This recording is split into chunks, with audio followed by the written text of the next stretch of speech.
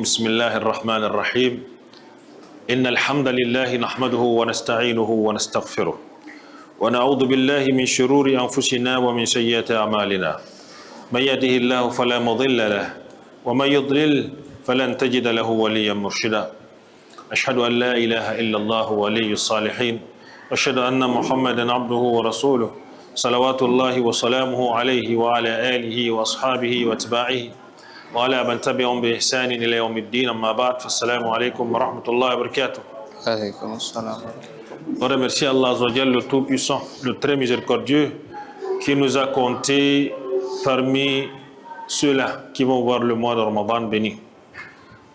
On ne cessera, n'est-ce pas, de louer Allah et de le remercier pour cette grâce infinie, car il y a ceux qui étaient avec nous l'année passée et ne le sont plus aujourd'hui. Vous savez, parmi les grâces qu'Allah Azzawajal accorde à son serviteur, c'est de voir les périodes pareilles. Les périodes, n'est-ce pas, d'intense miséricorde, d'intense pardon. Vous savez, nous savons, on dit que si on pouvait demander à un fils d'Adam qui est décédé aujourd'hui dans sa tombe, qu'est-ce que tu aimerais avoir comme grâce? Il va vous demander, Ya Allah, ressuscite-moi pendant le mois de Ramadan, accorde-moi le mois de Ramadan. Parce que la particularité du mois de Ramadan, c'est que on sort étant pardonné de tous les péchés, tout, grand comme petit.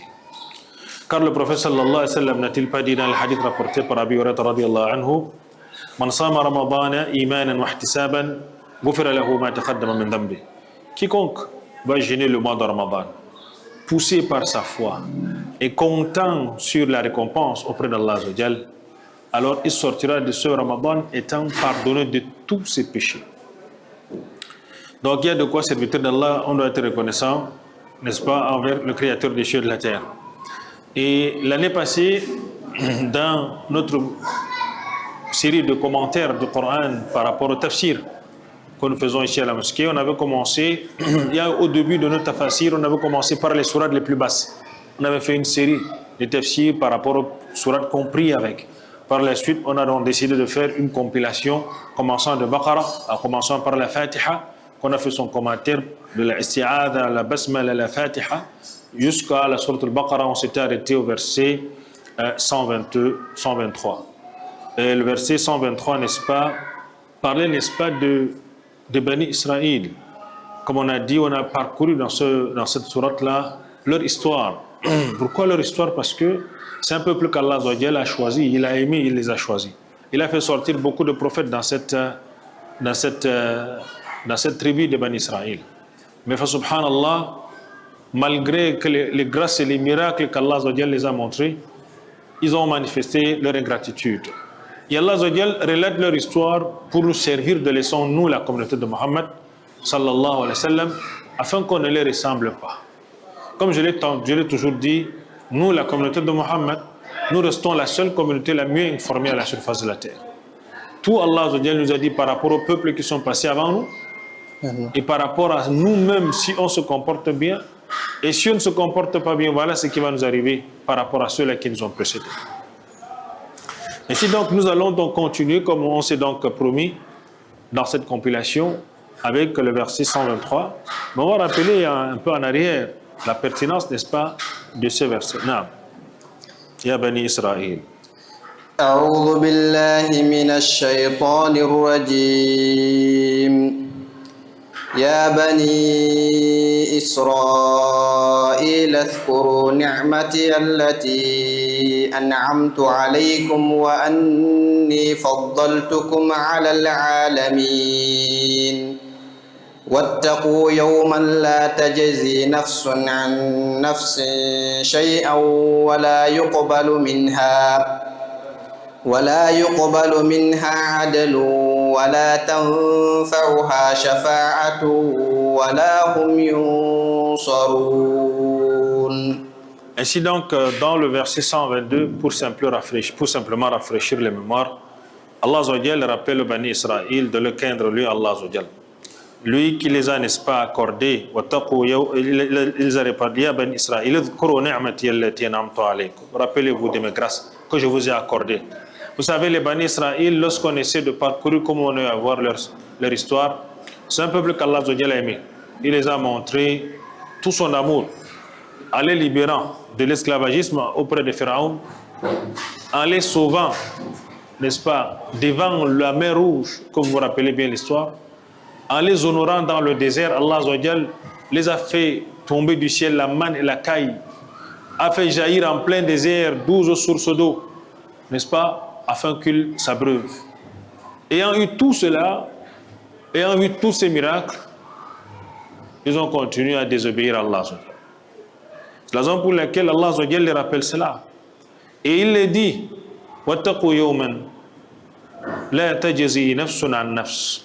Et redoutez le jour où nulle âme ne bénéficiera à une autre âme. Il y en a ici, nos mufassirin disent quoi ici par rapport à cette mas'ala. Allah il dit wattaqu, ici c'est beaucoup plus, n'est-ce pas, par rapport à la crainte d'Allah Azza wa Jal. Il a dit yukhbir ta'ala anna alladhina atahum al-kitaba wa man alayhim bihi minnatun mutlaqa. Allah Azza wa Jal rappelle, n'est-ce pas, dans les versets précédents que les communautés qui ont reçu le livre comme le peuple de Bani Israël et qu'ils ont eu à les réciter et à connaître exactement ce qu'il y a comme information par rapport à ce qui s'est passé, par rapport à ce qui sera. C'est une grâce qu'Allah Azza wa Jal donne. Tamam? Cette grâce-là, ils doivent, n'est-ce pas, se rappeler de cela, et être, n'est-ce pas, reconnaissants envers cela. C'est la raison pour laquelle Allah Azza wa Jal les rappelle, puisque eux, ils sont informés qu'il y aura un jour où ils seront jugés. Il y a un jour où chacun sera interrogé par rapport à ce qu'il faisait. Il y aura un jour où chacun sera rétribué en fonction de ses actions. C'est la raison pour laquelle Allah Azza wa Jal dit et redoutez le jour où nulle âme. C'est pour ça qu'il a dit ici prémunissez-vous, prenez provision contre le châtiment. C'est pour ça qu'on dit at-taqwa hiya al-wiqaya. At-taqwa, c'est le fait de chercher une protection contre le châtiment d'Allah Azza wa Jal. Et donc Allah Azza wa Jal a dit prenez, n'est-ce pas, une protection contre le châtiment du jour de la résurrection en obéissant à qui? En obéissant aux ordres d'Allah Azza wa Jal. Et en vous abstenant de commettre ces interdits, car aucune âme ne sera utile à une autre âme ce jour-là. Et aucune compensation ni intercession ne sera acceptée. Vous savez, ici sur terre, lorsque un enfant a un problème, son parent peut intervenir pour lui. Lorsqu'une personne a une difficulté, il peut appeler une relation pour venir intervenir pour lui. Mais Yawm al-Qiyamah, ça ne sera pas pareil. Parce que chaque âme sera occupée par quoi? Par sa situation. Le père va voir l'enfant, il va fuir même son enfant. Vice versa. L'homme va fuir son épouse à cause de quoi? De la dureté de ce jour. Allah n'a-t-il pas dit Yawma yafirru al-mar'u min akhihi wa ummihi wa abihi wa sahibatihi wa banihi likulli imri'in minhum yawma idhin sha'nu yughni. Le jour où, n'est-ce pas, l'enfant, le père va fuir son enfant ou bien le vice versa. À cause de quoi? Des droits. Vous savez, nous en tant que croyants, Allah Azza wa Jal nous a rappelé les droits de tout un chacun. Le droit des parents, le droit des enfants, le droit des épouses, etc. Dans quel but? Dans le but qu'on essaye, n'est-ce pas, de les mettre en pratique et de les respecter. Parce qu'il y a Yawm al-Qiyamah, si ta femme se retrouve dans l'enfer, à cause de quoi? De ta négligence, tu auras des problèmes. Parce que Allah Azza wa Jal nous a dit dans le Coran, ya alladhina amanu qu anfusakum wa ahlikum nara. Ô vous les croyants, préservez vos âmes et les âmes de vos familles du feu de l'enfer. Ça veut dire que c'est une obligation pour nous en tant que croyants de préserver nos âmes et les âmes de nos familles en faisant comment? En les instruisant, en les amenant à l'école ou soit en cherchant un enseignant. C'est comme ça que le prophète a dit kullukum ra'in wa kullukum mas'ulun ar ra'iyyati. Vous êtes tous des bergers et chaque berger sera interrogé sur son troupeau. Donc l'époux est berger, il sera interrogé sur quoi? Sur son troupeau. Le parent de la même manière, il est berger, il sera interrogé sur son troupeau, sur l'éducation. Mais Allah dit ce jour-là, aucune âme ne pourra être utile à une autre, sauf par la permission d'Allah. C'est un jour redouté, chacun va chercher, n'est-ce pas, sa situation. Et c'est la raison pour laquelle Allah nous dit, donc craignez donc ce jour-là, en recherchant quoi? Une protection auprès d'Allah Azza wa Jal. Et la meilleure façon d'être protégé auprès d'Allah, c'est quoi? C'est d'obéir aux ordres d'Allah. Les sources du malheur du fils d'Adam dans l'au-delà, c'est les péchés. C'est les péchés serviteurs d'Allah. Ce qui crée les problèmes du fils d'Adam à la surface de la terre, ici-bas, et même dans l'au-delà, c'est les péchés, ce n'est pas deux choses. C'est la raison pour laquelle Allah Azza wa Jal nous a dit que les péchés constituent quoi? Un obstacle d'abord même pour le cœur, pour pouvoir obéir. Allah Azza wa Jal a dit Kalla bal Rana ala qulubihim ma kanu yaksibun. Maintenant, leurs cœurs ont été scellés. À cause de quoi? Ce qu'ils ont eu à amasser. Le faux, le vol, la corruption, etc. Les cœurs sont bloqués à cause de ça. Ça ne peut pas obéir. Donc, la raison pour laquelle Allah demande de chercher, n'est-ce pas, la protection ici, c'est d'obéir à Allah en essayant, n'est-ce pas, d'assainir, n'est-ce pas, nos gains et d'éviter, n'est-ce pas, tout ce qu'Allah a interdit. C'est pour ça qu'il a dit, recherchez, n'est-ce pas, une protection. C'est quoi? C'est chercher la protection auprès d'Allah contre son châtiment en obéissant à son ordre, en s'abstenant de commettre ses interdits, car, n'est-ce pas, aucune âme ne sera utile à une autre âme ce jour-là et aucune compensation ni intercession ne sera acceptée. Et c'est quel que soit le rang qu'est l'intercesseur. Si toi-même, si tu es prophète, Allah te dit que même si tu es prophète et que tu as eu des enfants ou des parents qui n'ont pas embrassé la religion, tu ne peux rien faire pour eux. C'est la raison pour laquelle vous allez voir, lorsque Nuh alayhi salam, il a essayé d'intercéder pour son fils qui était en train de se noyer. Puisqu'il a dit à son fils et à sa famille et à tous ceux qui se proches, entrez dans le bateau.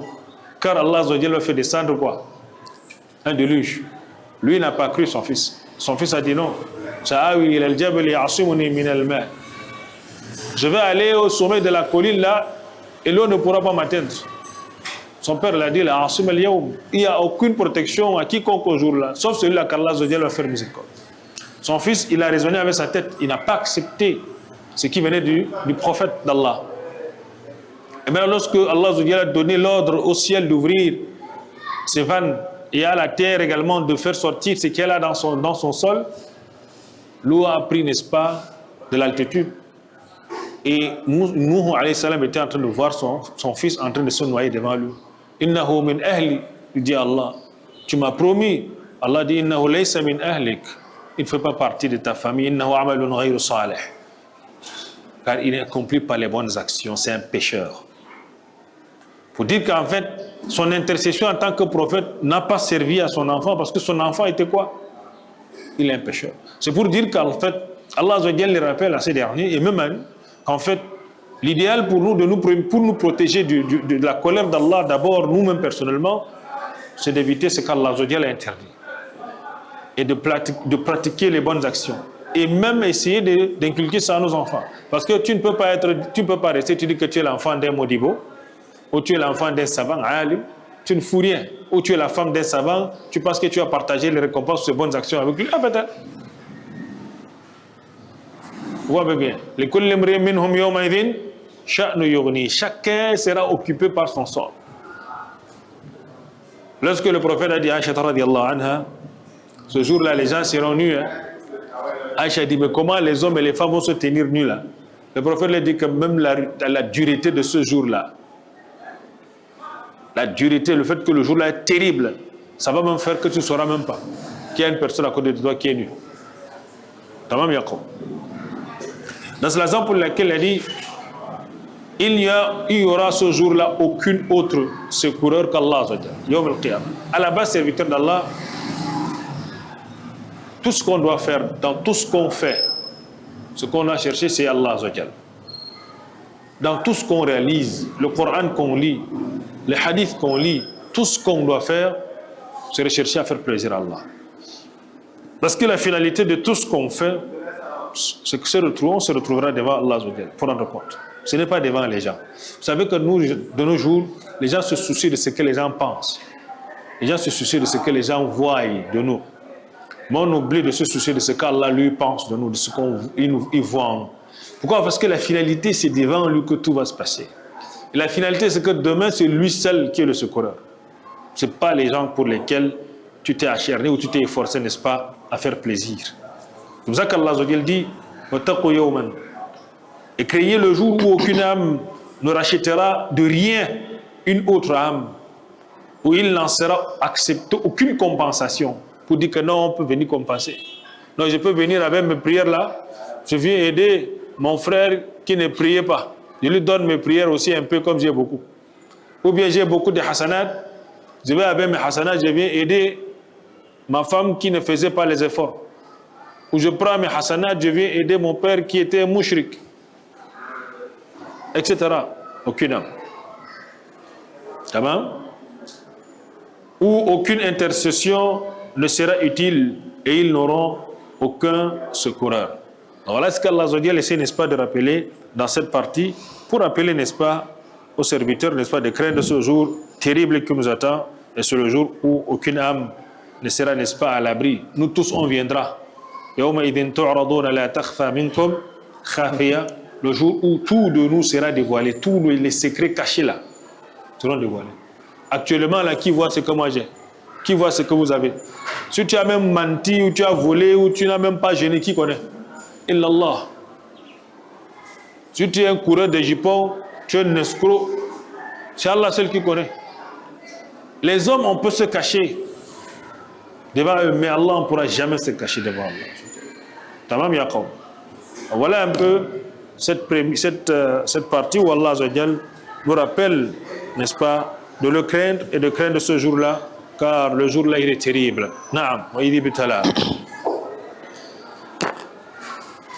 وإذ ابتلى إبراهيم ربه بكلمات فأتمهن قال إني جاعلك للناس إماما قال ومن ذريتي قال لا ينال عهد الظالمين.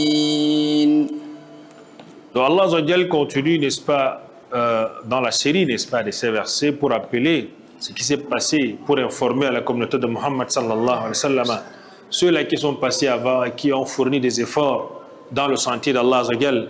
Allah Azzawajal rappelle yukhbir ta'ala an abdihi wa khalilihi Ibrahim alayhi salam al-muttafiq ala imamatihi wa jalalatihi. Allah Azzawajal rappelle à la communauté de Muhammad sallallahu alayhi wa sallam, rappelle à l'humanité, à son serviteur qui était Ibrahim alayhi salam, khalilihi, son intime, celui qu'Allah lui a donné un amour particulier. Ce même amour, Allah a donné ça au prophète Muhammad sallallahu alayhi wa sallam. Il rappelle, n'est-ce pas, cette histoire de ce prophète. Alladhi kullu man tawa'ifi ahli al-kitab tad'ihi. Tous les gens de ahli al-kitab disent que non, Abouna kana Ibrahim. Les Yahoud, les Nasara, tous disent إن إبراهيم كان يهودي ما كان إبراهيم يهوديا ولا نصرانيا ولكن كان حنيفا مسلما. Allah rappelle, tous disent que non, c'est Ibrahim notre ancêtre, n'est-ce pas? Vous essayez de voir dans les livres des anciens, c'est toujours lui. C'est celui-là le père, n'est-ce pas, de ces prophètes-là, du monothéisme, alayhi salam.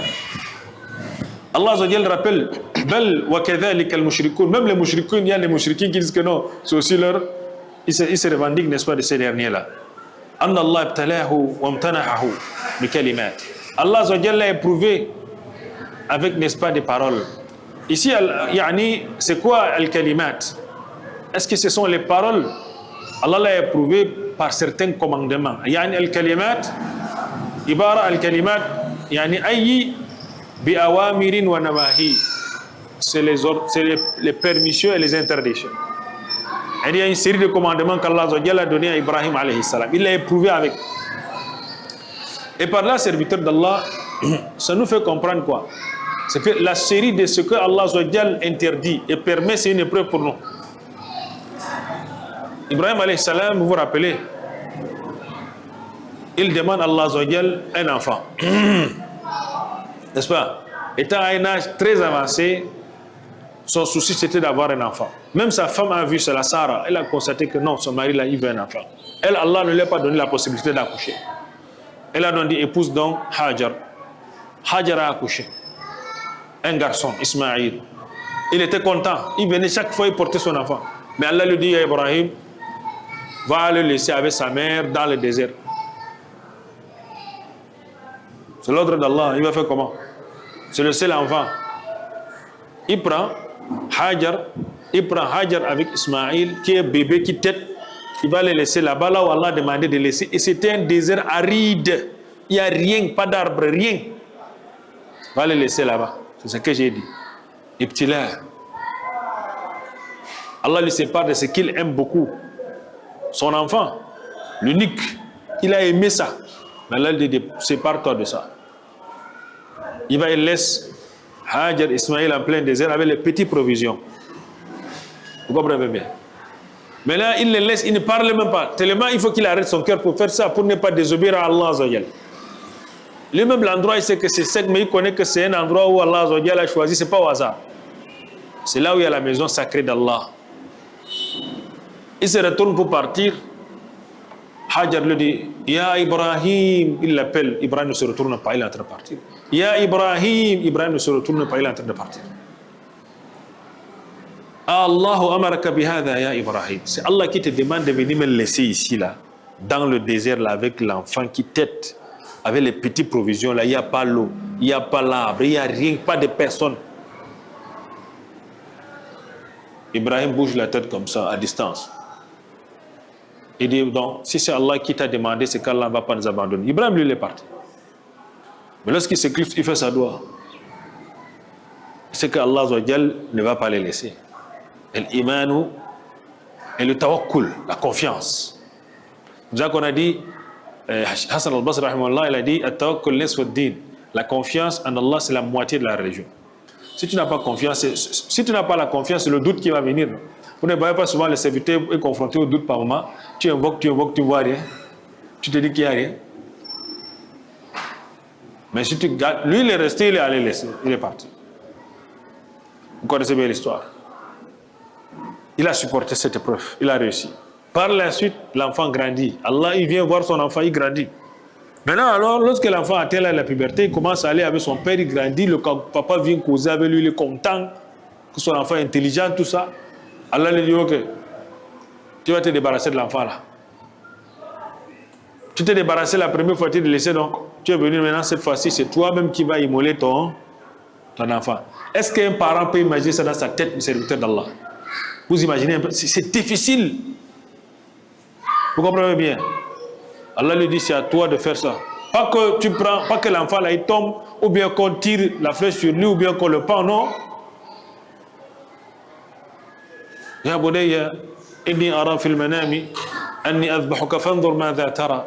Qala ya abati fa'al ma tu'mar, satajiduni insha Allah min as-sabirin. C'est ce qu'Allah lui a montré, fais ça. Vous imaginez un peu les preuves. Il est venu, il a trouvé son enfant, il a dit voilà ce qu'Allah m'a demandé. Alors l'enfant a dit non, fais ce qu'Allah te donne. Attache-moi bien et tourne ma tête pour ne pas me voir. Un père peut faire ça facilement, Jama. Hein? Mais il l'a fait pour Allah Azzawajal. Il y a de quoi Allah Azzawajal parle de lui. Ce n'est pas n'importe qui. C'est pour ça que le cheikh nous rappelle ici qu'Allah Azzawajal rappelle, n'est-ce pas, l'histoire de son serviteur, de son intime, celui qui a prouvé que rien n'est plus important dans ma vie qu'Allah. Vous comprenez bien? Vous voyez un peu bien le summum de son attachement à Allah Azzawajal. C'est-à-dire, il est prêt à sacrifier ce qu'il chérit le plus. Et Allah l'a dit dans le Coran, لَن تَنَالُوا الْبِرَّ حَتَّى تُنْفِقُوا مِمَّا تُحِبُّونَ. Vous n'atteindriez véritablement, vous n'atteindriez jamais la piété tant que vous ne serez pas prêt à dépenser ce que vous chérissez le plus. Vous savez, nous, ce qu'on chérit le plus, c'est quoi? De nos jours. Le flou sur l'argent. Viens lever la zakat, normalement, on voit. Avant. Donc, Allah Azzawajal l'a éprouvé. Il a réussi. Il est allé, il l'a fait. Allah l'a appelé. Ya Ibrahim, قد صدقت الرؤيا فلما أسلم وتله للجبين وناديناه أي يا إبراهيم قد صدقت الرؤيا. Lorsqu'il a donc retourné son enfant, il s'est mis pour faire l'action. Allah a dit aux malaïkas, regardez, celui-là, il est prêt à faire ce qu'il chérit le plus. Vous qui avez dit, أتجعل ما يفسد فيها ويسفك الدماء ونحن نسبح بحمدك ونقدس لك قال إني أعلم ما لا تعلمون. Comprenez bien? Voilà ceux que vous avez dit qui vont répandre le sang et le désordre à la surface de la terre. Voici ce qu'ils sont en train de faire à la surface de la terre. Ils sont en train de sacrifier ce qu'ils chérissent le plus. Comme ça qu'Allah Azzawajal, Allah doit changer, il a rançonné Ismaïl par quoi? Par un bélier. Et Allah a pérennisé ça jusqu'à la fin des temps. Pour que chaque fois, lorsqu'on vient pour prendre le mouton pour immoler, on se rappelle du sacrifice qu'Ibrahim alayhi salam était prêt à faire pour Allah Azzawajal. Pour lui, rien n'était plus important que quoi? Que Allah Azzawajal. C'est pour ça qu'il a dit يعني بأوامر ونواهي كما هي يعني عادة الله في ابتلائه. Allah Azzawajal, c'est comme ça dans ses lois. Il t'éprouve avec ce qu'il te permet il t'éprouve avec ce qu'il t'interdit. Il t'éprouve avec ce qu'il te donne, il t'éprouve avec les manquements. C'est comme ça. Allah t'éprouve avec l'ordre. Il t'ordonne de faire ça. Il te dit, fais ceci. Il va si tu vas faire. Et à il t'interdit, laisse ceci. Il voit si tu vas t'abstenir. C'est ça l'islam. Al-istislamu lillahi bit-tawhid. On se soumet à Allah Azza wa Jal. Wal-inqiyadu lahu bit-ta'a. On veut bien. Donc c'est tout cet ensemble à serviteur d'Allah Azza wa Jal. C'est pour cela que c'est comme ça dans la sunna d'Allah Azza wa Jal. Il éprouve. لِيَتَبَيَّنَ الْكَاذِبِ الَّذِي لَا يَثْبِتُ عِنْدَ الْإِبْتِلَاءِ. Afin qu'Allah Azza wa Jal, dans cette épreuve-là, fait ressortir le menteur. Allah n'a-t-il pas dit Alif Lam Mim ahasiba an-nasu an yutraku an yaqulu amanna wa hum la yuftanun wa laqad fatanna alladhina min qablihim falaya'lamanna Allahu alladhina sadaqu wa laya'lamanna al-kadhibin. Donc les ibtila, les tamyiz as-sufuf, l'imtihan al-qulub. Allah Azza wa Jal donc a mis l'épreuve, il a éprouvé son fils, son serviteur avec certaines choses afin de distinguer ceux-là qui sont sincères. Vous allez voir quelqu'un, Allah l'éprouve. Il est là, il est bon dans la prière, hein, il est assidu. Mais le jour qu'Allah Azza wa Jal va l'éprouver avec un petit truc, il devient ingrat. Il devient ingrat, il oublie tout ce qu'Allah Azza wa Jal a fait pour lui. Ayyub alayhi salam, lorsqu'il était malade, sa femme lui posait la question de savoir, Ya Nabi Allah, pourquoi n'invoques-tu pas Allah Azza wa Jal? Tu as déjà fait combien d'années de maladie? Il a fait 18 ans, hein? 18 ans couché, maladie. Ayyub alayhi salam. Sa femme lui pose la question, Ya Nabi Allah, pourquoi tu n'invoques pas Allah Azza wa Jal de te venir en aide, de te guérir? Il dit là, j'ai honte de demander à Allah pourquoi? Parce qu'Allah m'a trop gratifié. J'ai fait plus de 50 ans en bonne santé. Est-ce que si Allah me prouve quelques jours, je serai ingrat? Comprenez bien. Vous savez que nous, dans notre philosophie humaine, c'est quoi? On peut te faire le bien pendant 99 jours. Et ce soit un seul jour qu'on fait une petite erreur, on oublie tous les 99 jours. C'est l'ingratitude. Inna al-insana li rabbihi lakanut. Le fils d'Adam, il est très ingrat envers son créateur. Il suffit seulement qu'il l'éprouve un peu, il oublie tout ce qu'Allah Azza wa Jal lui fait. C'est la raison pour laquelle Allah Azza wa Jal fait cela. Pourquoi? Pour distinguer.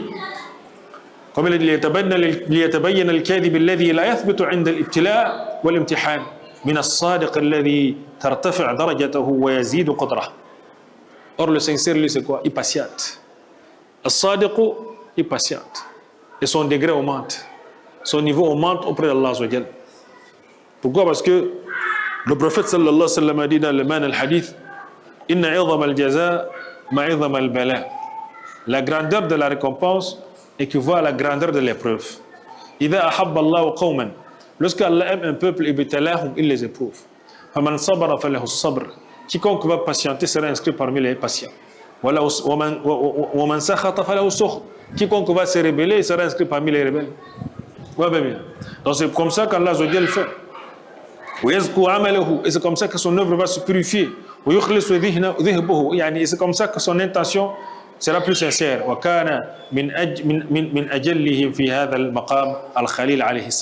Et parmi ceux-là qu'Allah a éprouvé, il y a qui? Ibrahim alayhi salam. Parmi les prophètes d'Allah qu'Allah a éprouvé beaucoup, il y a qui? Il y a qui? Il y a Ibrahim. Il y a beaucoup de prophètes. Notre prophète sallallahu alayhi wa sallam a été éprouvé, mais Allah rappelle le cas d'Ibrahim avec des situations un peu particulières. Vous comprenez bien? En touchant les points les plus clés qu'il avait. Parce que si on te demande de prendre aujourd'hui le couteau, toi-même tu immoles ton propre enfant là. Tu as dit qu'Allah te donne tous les arts de preuve, mais pas l'autre là. Vous comprenez bien? C'était très difficile. C'est pour ça qu'Allah du haut des cieux, ce jour-là est descendu, le jour d'Arafat, au premier ciel. Pour se vanter de quoi? De tous les gens qui sont venus, de ce geste d'Ibrahim alayhi salam. Et Allah a fait de ce jour d'Arafat le plus grand jour de l'année. Et c'est le jour pendant lequel Allah pardonne le plus grand nombre de ses serviteurs. Parce que le jour d'Arafat, Allah descend lui-même au premier ciel. Subhanahu wa ta'ala. Pour se vanter de ses serviteurs qui viennent en disant, regardez ceux-ci. Ils sont venus de très loin. Ils ont abandonné tout ce qu'ils aimaient, tout ce qu'ils chérissaient, pour venir répondre à mon appel en disant labbaik Allahumma, labbaik, labbaik, la sharika lak, labbaik, innal hamda, wa ni'mata lak wal mulk, la sharika lak. Tamam ya qawm. Donc c'est pour ça qu'il a dit فَأَتَمَّ مَبْتَلَاهُ اللَّهُ بِهِ وَأَكْمَلَهُ وَوَقَاهُ فَشَكَرَ اللَّهُ لَهُ ذَلِكَ وَلَمْ يَزَلِ اللَّهُ شَكُورًا. Et c'est comme ça qu'Allah l'a éprouvé et il a accompli tout ce qu'Allah lui a donné, il a mis devant lui, il a fait. Il a respecté, il a réussi, si on peut dire ça comme ça. Et Allah a manifesté sa reconnaissance envers lui. C'est pour cela qu'Allah a continué en disant Inni ja'iluka linnasi imama. Donc pour comprendre un peu bien cette partie serviteur d'Allah, Allah rappelle, n'est-ce pas, dans cela, rappelle-toi lorsque Allah éprouva Ibrahim alayhi salam par des jugements et des commandements. Allah lui a mis devant des jugements et des commandements qu'il fallait qu'il exécute, qui furent parfaitement accomplis et exécutés. Il a tout fait ça, Ibrahim alayhi salam. Tamam. Et Allah donc dit à son prophète Ibrahim, je ferai de tes agissements et de tes vertus un exemple à suivre par les gens. Inni ja'iluka linnasi imama. Mais ma'ana, c'est que tu as eu à faire comme action. Le jour qui vient pour monter avec Ismaïl alayhi salam pour aller l'immoler, le shaitan vient. Il dit à Ibrahim, toi aussi là, tu veux faire quoi? Parce que tu as vu un songe que tu es en train de faire ça, tu vas exécuter. Ça va dans ta tête, c'est ton unique fils. Hein? Il a pris le cahier, il a dit, Bismillah, Allahu Akbar, Bismillah. Il a lancé le caillou. Et ce qu'on fait au Jamarat. Allahu Akbar, Allahu Akbar. Vous voyez bien le jour où la lapidation. Il a lancé pour le chasser, pour dire qu'Allah est plus grand que tout ce que tu vas me dire là. Allah est plus grand que mon enfant là. Allah est plus grand que tout ce que je possède parce que c'est lui qui m'a d'abord donné cela. Vous comprenez bien? Il a réussi. Et donc il est monté, il l'a fait. Allah a changé l'enfant. Allah a fait que le couteau, il n'a pas immolé l'enfant là, ça ne passait pas parce qu'Allah préservait ainsi quoi la descendance. Parce que si ça s'est passé ainsi, c'est que on devait immoler les êtres humains, vous comprenez bien. Allah a changé ça avec le bélier. Il a pérennisé son acte au pèlerinage, on fait ça chaque année. Il a qiyam ça, Inch'Allah ta'ala. C'est pour ça qu'Allah a dit Inni ja'iluka linnasi imama. Tamam? Donc Allah a donc fait que ces agissements, lui, le prophète sallallahu Ibrahim alayhi salam, yani ayyi yaktadunaka biha, yaktaduna bika fil huda, wa yamshuna khalfaka ila sa'adatihim al-abadiyya. ويحصل لك الثناء الدائم والأجر الجزيل والتعظيم من كل أحد يعني وهده لعمر الله أفضل درجة تنافس فيها المتنافسون. Allah a fait que ces actes, ces rites, ces pas qu'il a fait, lui et sa femme, sa famille même. Regardez les sailles entre Safa et Marwa. C'est les pas de qui? De Hajar, lorsqu'elle cherchait l'eau pour son enfant. Donc c'est une famille qui a été éprouvée et ils ont réussi au test qu'Allah les a mis devant. Et Allah doit pérenniser leurs actes.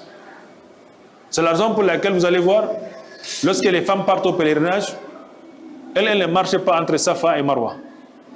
Elles ne courent pas comme nous les hommes à un niveau. Nous à un niveau on court, les femmes marchent tranquillement parce que l'autre a déjà marché pour elles. Lors du grand pèlerinage, on va rester sur Arafat. C'est le grand pèlerinage même parce que le prophète a dit Al-Hajj Arafat.